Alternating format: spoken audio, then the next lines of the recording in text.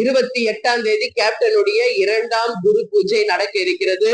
அதற்கு பத்திரிகை நண்பர்கள் நீங்க எல்லாரும் வரணும்.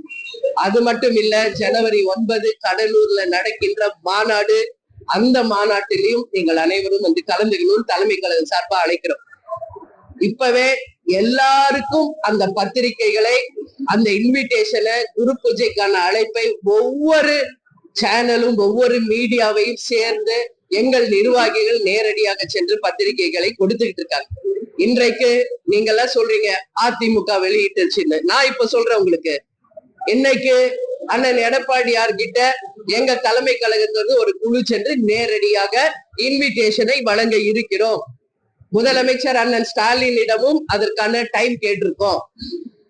தமிழ்நாட்டில் இருக்கின்ற முக்கியமான கட்சி தலைவர்களிடையே அந்த டைம் நாங்க வந்து கேட்டிருக்கோம்.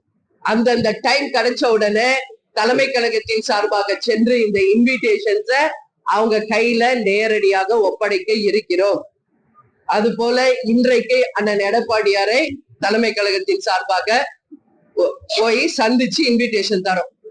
அண்ணன் ஸ்டாலின் அவர்கள் கூட டைம் கொடுத்தவன அவரையும் போய் சந்திக்க இருக்கிறோம். அது போல இன்னைக்கு இருக்கின்ற பிஜேபி, காங்கிரஸ், அதே போல விஜய், சீமான், எந்தெந்த கட்சி எல்லாம் இருக்கோ எல்லாருக்கும் தேமுதிக சார்பாக அழைப்பிதழை தருகிறோம். அந்தந்த டைம் அப்பாயின்மெண்ட் கிடைச்ச உடனே நேரடியா வழங்கி இருக்கிறோம். அப்பாயின்மெண்ட் தாமதமானால் எங்க கழக நிர்வாகிகள் சென்று அந்த இன்விடேஷனை ஒவ்வொருத்தர்கிட்டையும் பர்சனலா கொடுக்க இருக்கிறோம். இதுதான் உண்மை. உண்மைக்கு புறம்பான செய்தியை தயவு செஞ்சு போடாதீங்க, சரிங்களா? இது எல்லாரையுமே பாதிக்கும். இது தவறான ஒரு முன்னுதாரணம் ஆயிடும். நம்பிக்கை போயிடும். பத்திரிகை ஊடகத்தின் மேல இருக்கிற நம்பிக்கை மக்களுக்கு போயிடும் அப்படிங்கறத நான் சொல்றேன். இன்னைக்கு 4 பில்லர்ஸ், 4 சிங்கம் இருக்காங்க. அதுல ஒரு சிங்கம் யார்? மீடியா. சோ அந்த பொறுப்பு உங்களுக்கு உண்டு.